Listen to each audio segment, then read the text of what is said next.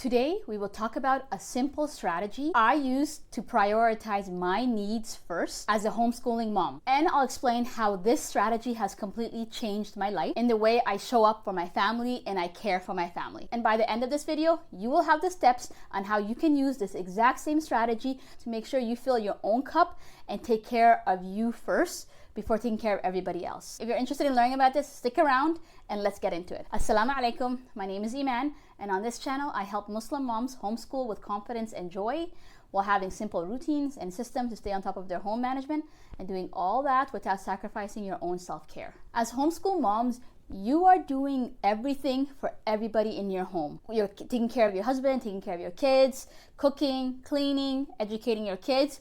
You're just doing so much for everybody else every day. And with all the roles that we play, it's so easy to forget about ourselves and filling our cup and taking care of our needs first. And what happens is we put ourselves last. We don't mean to do this, but this automatically happens when you don't prioritize yourself first. We all have plans on things that we want to do that we know will take care of our needs. Things that are going to make us strong mentally, physically, and religiously. And we know what those tasks and activities are. But we just have a hard time finding the time and the energy to actually do these tasks to take care of ourselves first. And so in this video, I'm going to share with you my special strategy to make sure you prioritize your needs first and fill your cup first. And this strategy I call my essential needs bucket, ENB for short. So when I do my ENBs, I do it when I'm planning for my day, the night before or the morning of, or when I do my Sunday reset and I plan for the whole week. I always put in my essential needs bucket first in my planner before I plan anything else for my day or week. And this is how it looks. I'll put an example on the screen right here. The essential needs bucket contains 3 buckets that you're gonna have to fill and figure out which habits you're gonna choose for each bucket. The first bucket is mental, the second bucket is physical, and the third bucket is religious. So you're gonna choose one habit, one, for each bucket. What is one habit you wanna put in your mental habit to keep you mentally strong? What is one habit you wanna put in your physical habit to keep you physically strong? And what's one habit you wanna put in your religious habit to keep your heart strong and connected to Allah subhanahu wa ta'ala? And so now that you know how these essential needs bucket look like and how it works, we're going to get into the 4 steps you need to do so you can create your own essential needs buckets. Number 1, and I've mentioned this before, is choosing one habit to fill each bucket.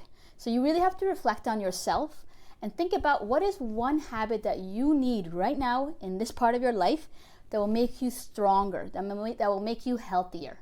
One habit in the mental bucket, one habit in the physical bucket, and one habit in the religious bucket. And the most important thing is choosing one habit to start off. And once you're consistent in doing that habit for a month, then you can add a second habit in that bucket, but just one to start. The second step is figuring out how often you want to do each habit in the buckets. So for example, when you write down the habit, you have to write down how often in the week you want to do it. Do you want to do that habit every day? Do you want to do a couple times a week? For example, reading Quran, you probably want to do that every day. Or maybe exercising, you want to do it 2 or 3 times a week. You choose. You choose how many times you want to do that specific habit and write it down in your bucket. And please, sister, be realistic. Most of us cannot work out every day. So be realistic on what you can actually do and you can stick with so it becomes a habit and you stay consistent with it. So therefore, it will help you keep you strong and healthy. Step 3 is when you are planning for your day or for your week, put your essential needs in first in your planner before you plan anything else. So during my planning, usually every day, I always have my time blocks already created. Once I put in my prayers in a different color, then I always put my essential needs for that day. So if that day I'm doing my Quran, or if that day is my exercise day, I put that in, I figure out what time I want to do it, and I highlight it. That's the first thing I do before I put all my other tasks that I have to do for that day. And this way, I put myself first, I prioritize my needs to keep me healthy and strong so I can show up for my family and be the healthiest and strongest mom possible.